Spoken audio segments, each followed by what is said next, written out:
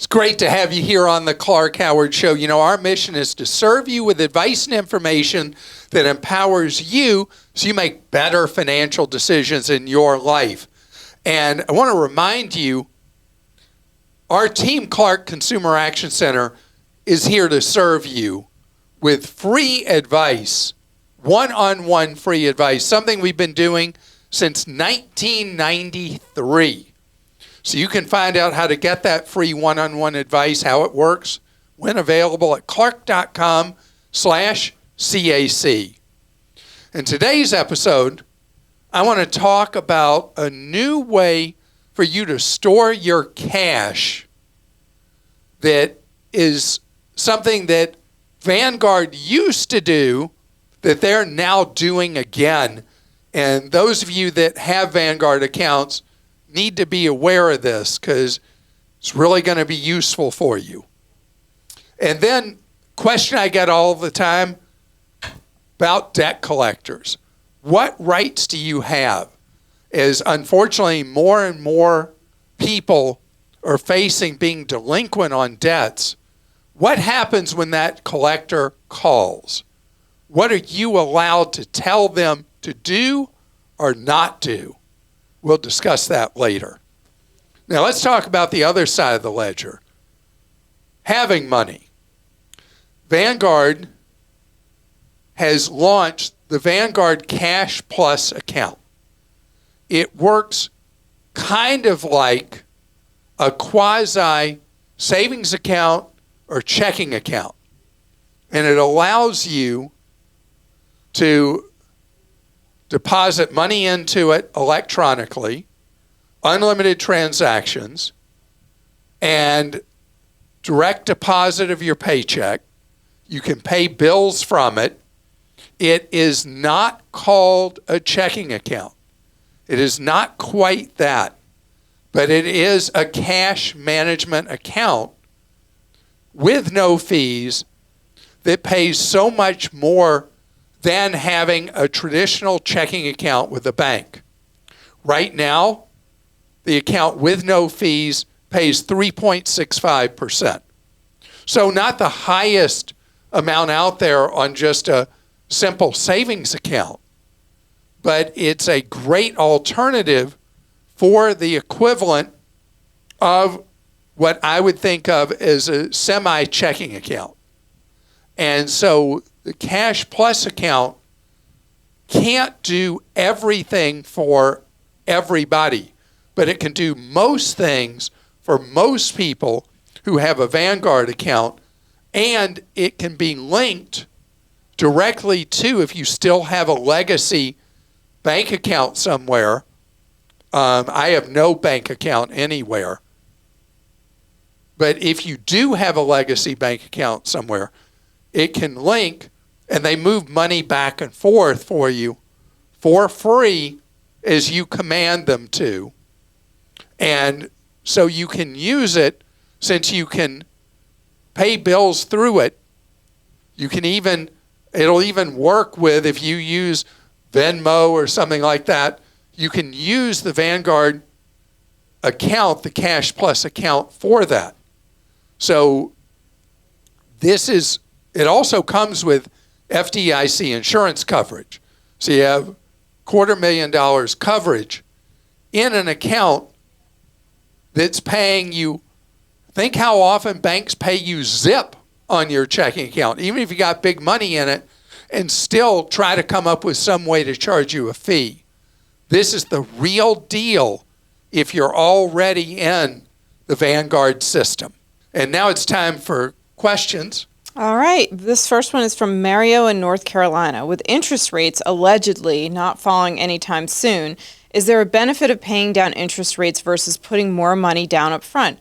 I'm looking for pros versus cons on ways to lessen the monthly payment when buying a house. Okay, so mortgage rates have stayed stubbornly high, and originally it was because of inflation. Inflation is getting more under control. Now the signals that the mortgage market is taking are based on the size of the federal budget deficit. So there's worries that the budget deficit, instead of shrinking, is going to continue to grow. Why does that affect mortgage rates? And indirectly, other interest rates as well. Because the interest that people can earn on long-term treasuries, and mortgages so directly are affected by the 10-year treasury, the 10-year treasury rates rise as people get worried about the size, investors get worried about the size of the federal deficit and the amount of debt we have to service as a country. So when those rates rise, the rates that you have to pay on a mortgage go up. If the Congress and the president get serious about federal spending and the deficits we're producing, that will have a direct impact on what happens with mortgage rates. Mortgage rates have come down a little with the economy slowing some, but real movement in mortgage rates is going to require two things: lower inflation and federal spending that's not out of control. Fred in Minnesota says, we are traveling to Houston, Texas from Minnesota to pick up my father-in-law and move his stuff to assisted living in Minnesota. On our last trip up, we were sent a bill by mail for the tollway. I hear it's cheaper if I have some sort of tag. What do you suggest for a one-time visit? For a one-time visit, there's really not a great alternative than pay by tag or pay by plate, as it's called. They call it different things in different states, where they just take your license tag or plate and bill you at a higher rate than if you had some kind of toll reader.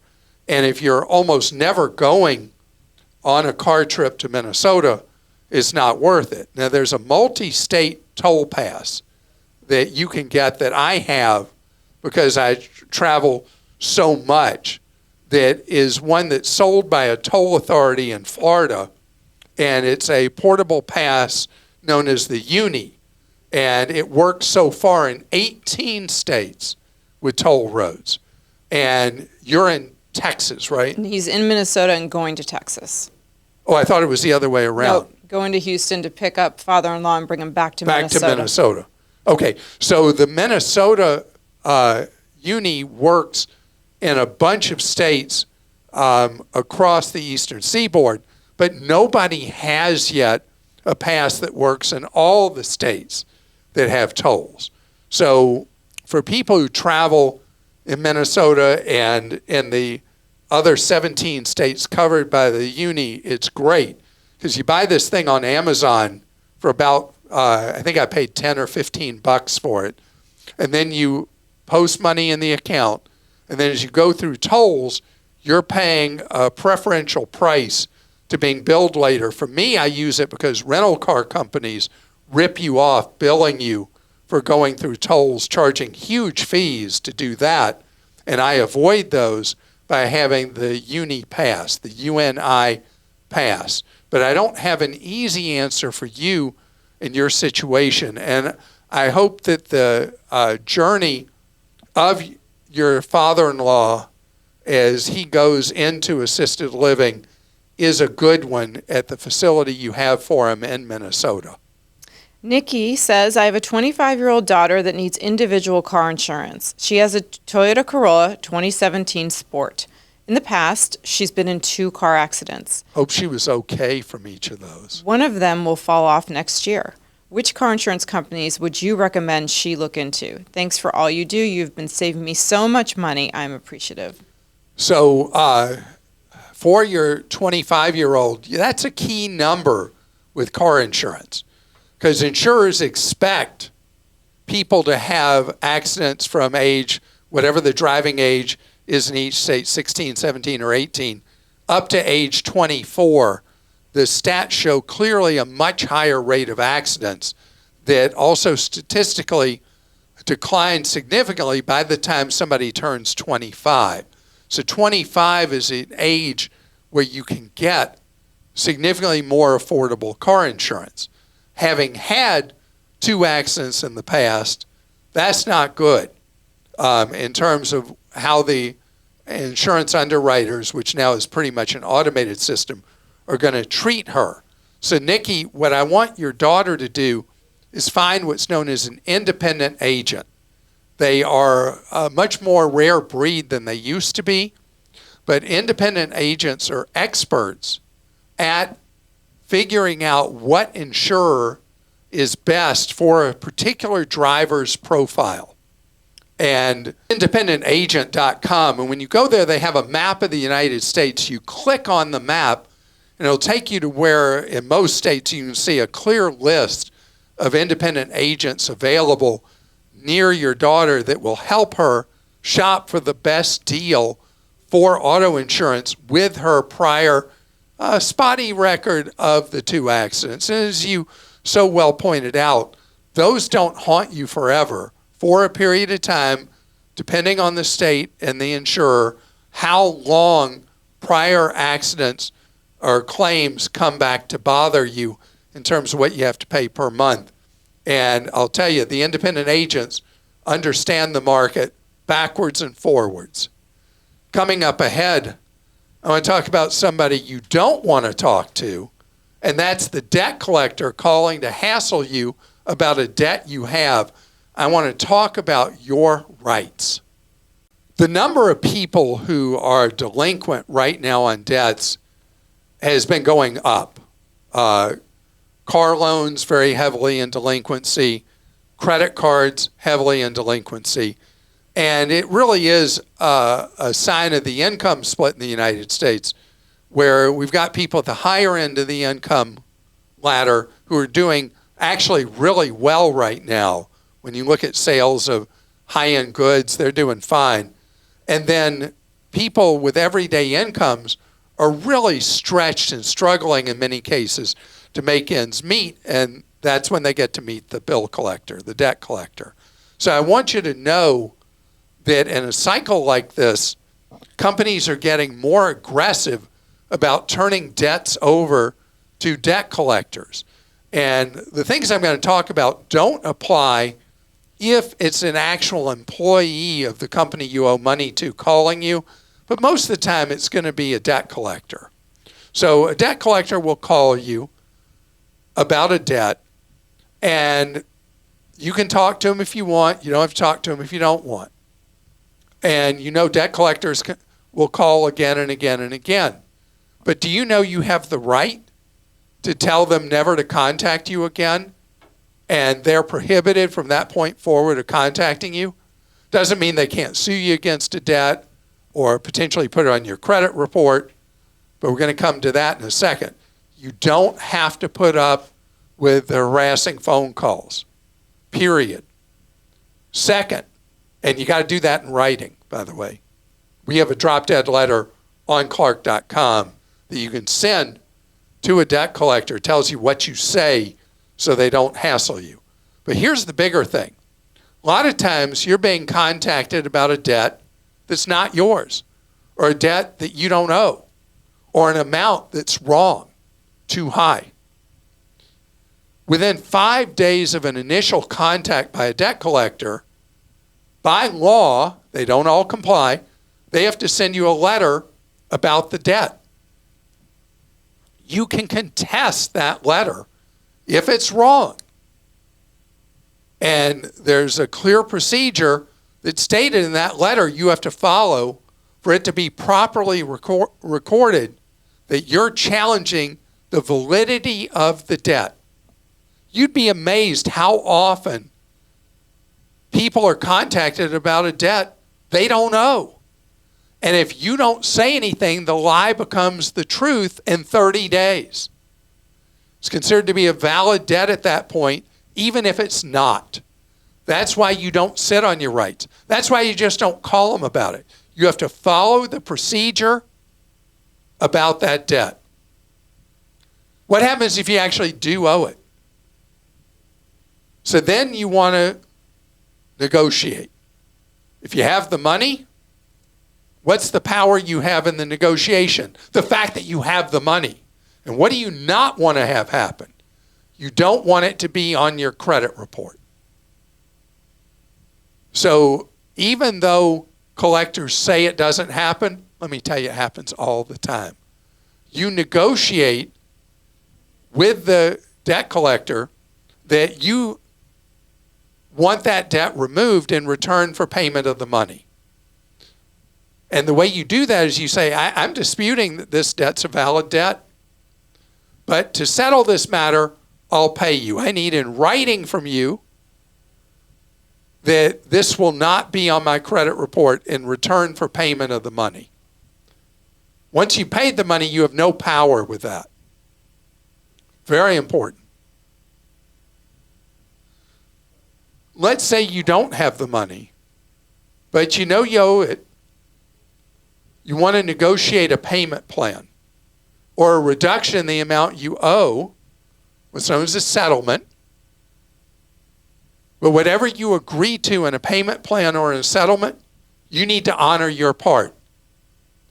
Now, with a settlement or a payment plan, you're getting a theme here. It's got to be in writing. The big mistake you can make is paying a debt collector on their verbal promise of this, that, or the other. Then later, turned out they lied to you. You never, ever, not ever pay a penny to a debt collector under any agreement until you have that agreement in writing. And because of the sector of debt collectors, most debt collectors are doing a hard job, honestly. Unfortunately, there are a lot of sleazeballs in the business. Sleazebags? Sleazeballs? Sleazy people. Let's leave it at that. In addition to all the very honest people doing a hard job, there are the sleazy ones. You don't give them the routing numbers from your check, from your checking account.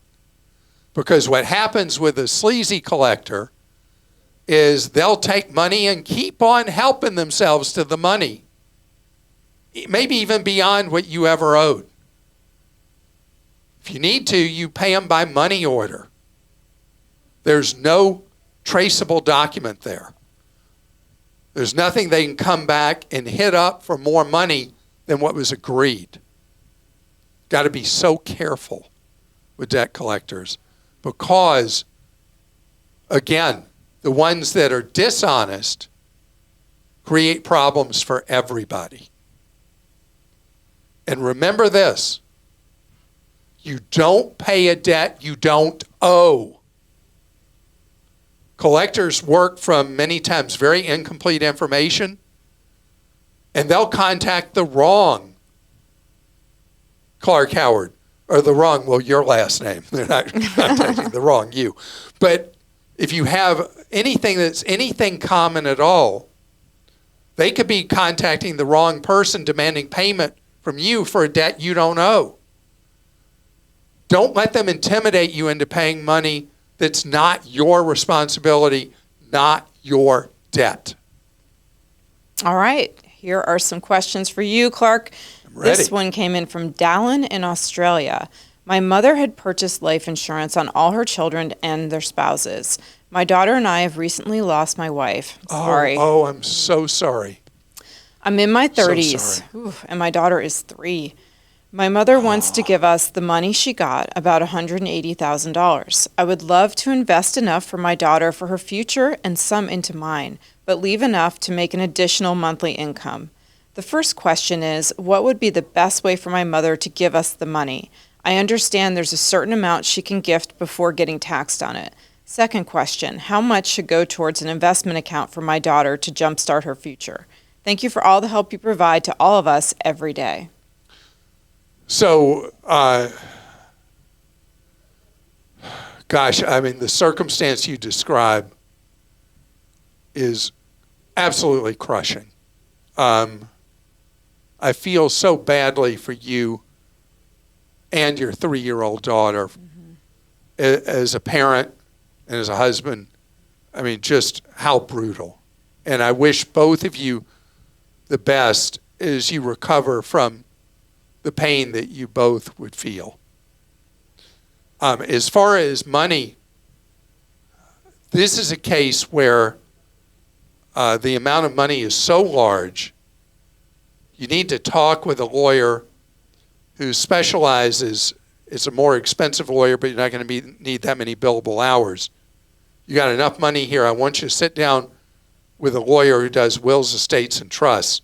Find out the most effective way for your mom to gift this money with the purposes you intend for yourself and for your daughter. And the reason is you mentioned the tax implications, but also the complexity involved with money going to the benefit of a 3-year-old. It's going to be a long way away from where the money could be properly handled by a child who's that young. So in terms of your original question, your mom can gift $19,000 a year, no sweat, to each of you, and there's no tax implications really to speak of at all. She'd be able to move all the money in roughly 5 years, completely out of her name into both of yours, without any tax issues at all. But the tax issues aren't alone enough to worry about because of the situation and how you want to think through how the money's distributed to each of you. And that's why I really think it's well worth an hour or two of clock time with a lawyer who, it's not any lawyer, Dallon, it's a lawyer who specializes in wills, estates, and trusts. Maybe a fiduciary too. Well, you mean in terms of financial planning? Right. Like maybe it should go into 529, like a certain amount of it and things like that. 'Cause Right, that could right. be turned into a Roth if she doesn't go to college. Yeah, so Dallon, if you're a longtime listener, you're aware or viewer of our YouTube show, what Chris is talking about, a fiduciary, that's where you talk with a fiduciary financial planner who can work with the lawyer to make sure this is done the most efficient way for the transfer of assets, and in addition, that the money is properly and well invested for particularly the money for your 3-year-old. And best to both of you. Mm-hmm. Okay, this one's from Michelle in Oregon. My 27-year-old son has been teaching English in South Korea for 2 years. He has saved over $20,000 US equivalent in his South Korean bank account. What is the best way for him to move this money to his U.S. accounts where he can invest it and or put it in a high-yield savings account to earn some money? He and his older brother were subjected to listening to you in the car when they were younger. Both are now very good savers. Well, first of all, that's child abuse, making your 27-year-old listen to me when they were a small child. But I'm glad that you give me some credit, but really the credit goes to you, that both of your kids are great savers. Moving money from South Korea to the United States is not for the faint of heart. The South Korean won is not easily moved into a U.S. dollar account. Traditional banks will charge massive fees, gigantic fees, for moving money from South Korea to the United States. There's a lot of money exchange that goes the other way. People of South Korean descent who live in the United States who send money back to family, to relatives in South Korea. A lot of organizations help with that. There are fewer that go the other way from South Korea to the United States. One that I think does a good job with it is Wise. I also know from people who have worked as English language instructors in South Korea in the past that there are South Korean owned and based money transfer companies that can move money at low cost from South Korea to a U.S. account, converting the won to the dollar at very favorable rates. If you go and you look on exchange sites, you'll be blown away at the difference, the equivalent of 20,000 U.S. dollars in won, which would be, I think, a bunch of millions of dollars of won. The difference in how much money your son would net out from one money exchange service to another, it's shocking how much money some of the money transfer options will cost in real hard-earned money that your son has saved so well. You don't want them to get ripped off. And that's why start with WISE as a baseline and then look at South Korean-based transfer services. Okay, Brad in Illinois says, my wife and I are fortunate and worked hard to earn a high combined income. We both max out Roth 401k contributions as well as backdoor Roths. I don't quite understand Clark's advice for not making Roth contributions above a certain income level. Can the man from Roth explain why he has an income cap on the Roth? Okay, this is a great question. Okay, so if you're making, as a couple, you're earning more than, trying to remember the current dollar amount, I think it's about $600,000. You're in such a high income tax bracket that doing a traditional IRA would potentially be preferable to doing a Roth. However, if you're looking at doing 7K into a backdoor Roth, what that is a non-deductible IRA, you weren't eligible for a traditional IRA, you weren't eligible for a Roth income-wise, then doing the backdoor Roth, which allows you to put the money in and then immediately get around the income cap by putting the money in a Roth, even at high income, that's a good idea. Krista kindly brought up the income tax brackets, and for a married couple, it's about $500,000.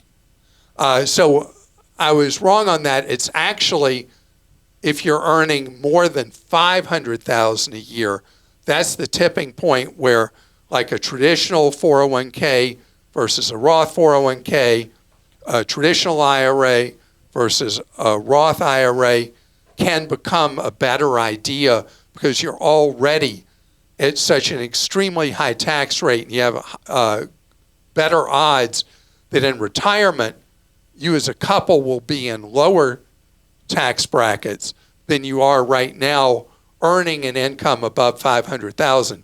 You don't say what the high combined income is.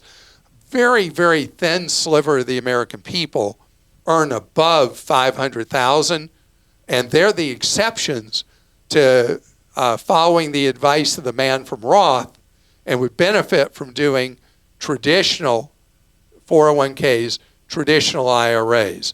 You know who else might? There's one exception to all my rules about this, and that's someone in an income-based repayment plan for student loans benefits from doing a traditional, so you're put into a lower payment plan on student loans. There may be some other reason. I can't think of it right now. But thank you so much for joining us today on the podcast. I hope you have an absolutely wonderful rest of your day, and know that we're going to be back at your service on Wednesday, giving you ideas to save more, spend less, and avoid getting ripped off.